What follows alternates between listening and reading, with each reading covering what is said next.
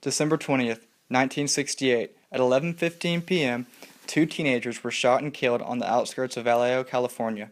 David Faraday, 17, was in his parked car with his girlfriend, Betty Lou Jensen, when they were approached by an armed man. As he opened the door and exited the car, David was shot. Jensen made a break for the woods and when she was shot. A local resident found Jensen dead, but David was still alive, only to be reported dead on the way to the hospital. On July 4th, 1969, in another location in Vallejo, another pair, Darlene Farron and Michael Mageau, were shot in their parked car. The killer had left them both injured but alive, and then had returned back to finish the job. Only Michael survived the attack, and then managed to give a description of the killer.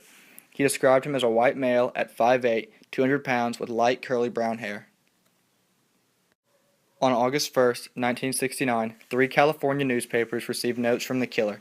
He described specific details about the murders which proved his identity in connection with the two attacks. The letters also consisted of multiple coded messages with a signature of a circle with a cross through it, which would become the killer's famous calling card. He demanded that the messages be printed in all of the newspapers or else he would murder again. 3 days later, another letter was sent to the newspapers in which the killer called himself the Zodiac and claimed that the coded messages, if ciphered, would reveal his identity. When the code was finally cracked by newspaper readers, the message was read, "I like killing because it is so much more fun than killing wild game in the forest." The message went on about his love for the killing. Despite the newspapers printing the message, on September of that same year in Napa, California, another couple was attacked by the Zodiac killer. The young couple, Cecilia Shepard and Brian Hartnell, were picnicking when they were approached by a man in an executioner mask with a gun. He tied them up and stabbed both of them in the back.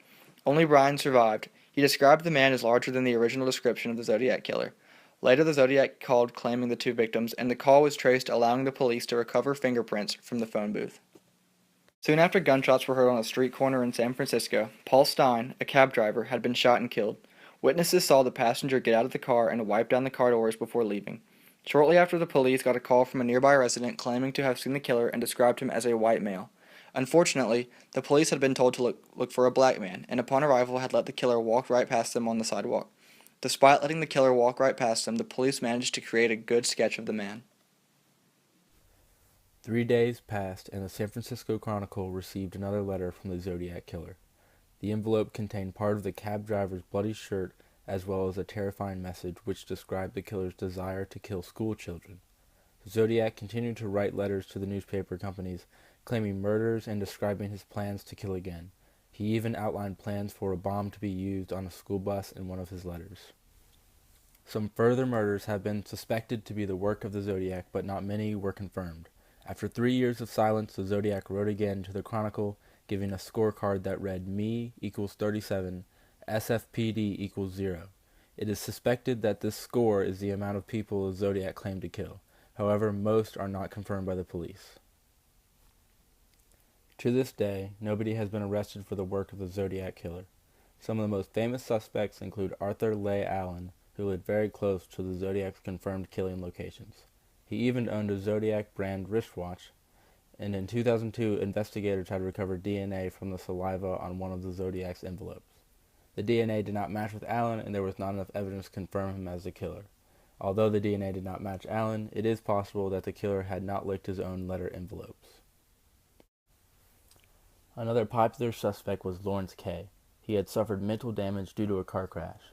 He also lived very close to the cab driver murder, and shortly after, he moved to the city of South Lake Tahoe, where a possible Zodiac victim was killed. Although he matched the police's original description of the Zodiac, he could not be convicted due to unsubstantial evidence and the fact that his handwriting did not match the Zodiac's. In the end, the Zodiac killer had 5 confirmed murders, but had claimed to have killed over 30 people.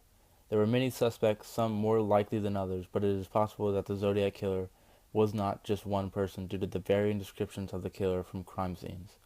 To this day, nobody is sure who the real killer was, and the case will probably forever go unsolved.